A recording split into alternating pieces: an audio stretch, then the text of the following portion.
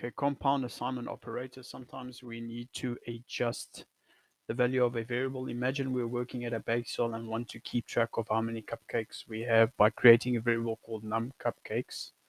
Int num cupcakes equals 12. If we baked 8 more cupcakes, we know that we could update our variable using the plus operator. Okay, so instructions number 1, you are also in charge of keeping track of how many cookies there are at a bake sale or at the bake sale. This value is represented by the variable number num cookies. A customer comes and buys 3 cookies. Use the appropriate compound assignment operator to reflect this change. Okay, so we basically just going to reassign num cookies. If they buy 3 cookies, we're going to have to deduct 3 every time. Let's run that. Okay, so another customer buys half of the remaining cookies. Use the appropriate compound assignment operator to reflect this change.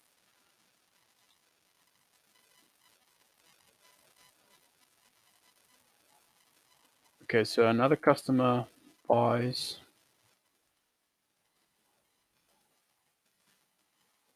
half the cookies. And we can just divide it by 2. There you go.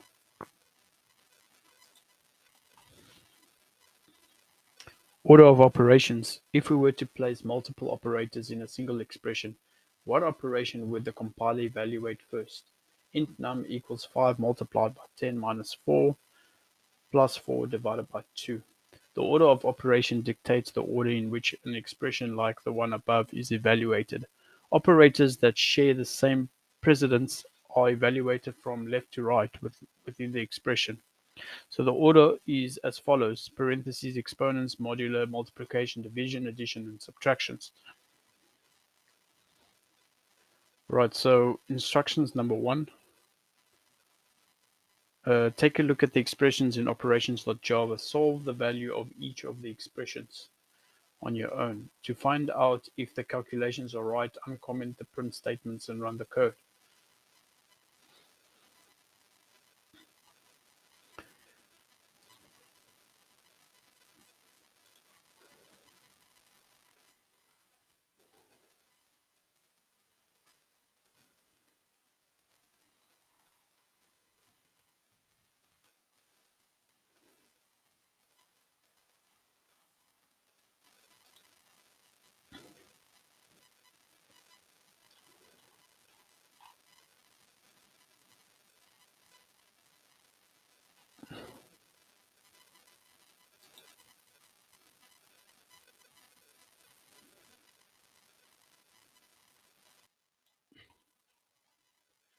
All right, manipulating variables greater than and less than.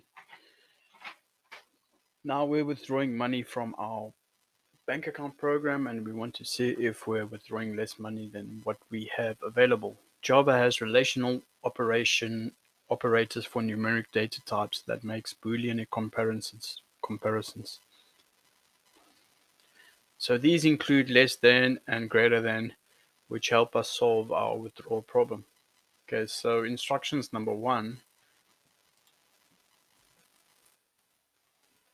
The expression that checks if the amount of credits you have earned, is greater than the number of credits you need to graduate, credits to graduate.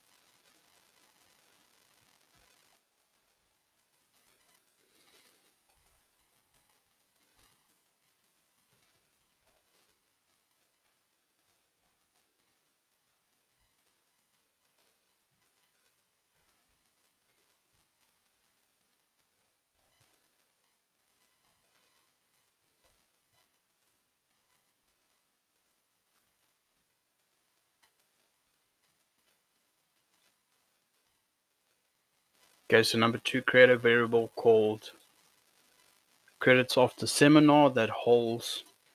Okay, so let's start first with the variable credits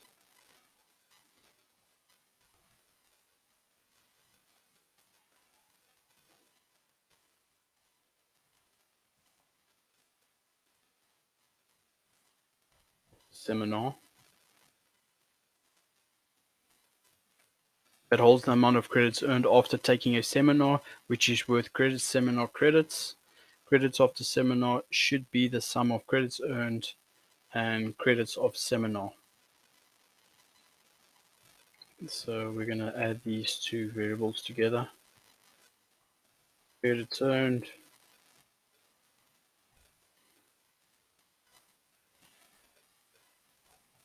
and credits seminar.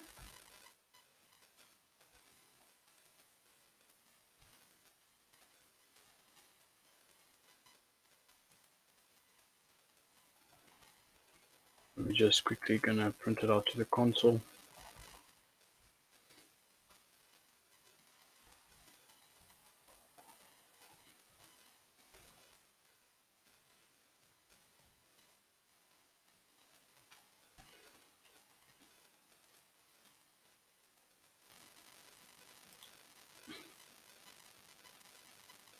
Okay, I've got probably some typo here.